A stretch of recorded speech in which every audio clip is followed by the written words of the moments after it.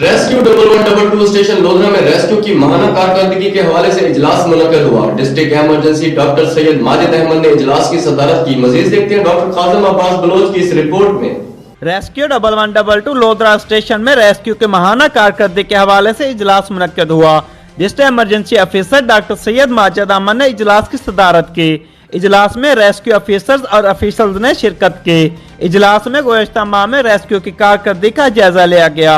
District emergency officer doctor Syed Majid Ahmed ने इजलास में बताया कि गुज़श्ता माह में रेस्क्यू 1112 लोधरा को 35,422 कालें मसूल हुई, जिनमें से 1,883 कालें इमरजेंसी के लिए, 4,766 कालें मालूमात हासिल करने के लिए, जबकि 28,773 गैर मुतल्लका कालें थी।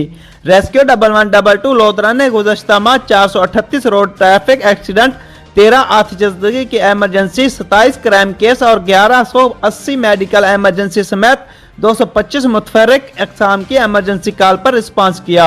इन हादसात में रेस्क्यू 1112 लोधरा ने 1862 मरीजों को रेस्क्यू किया, जिनमें 310 अफराद को मौके पर इब्तदाई तिब्बी इमदाद दी गई।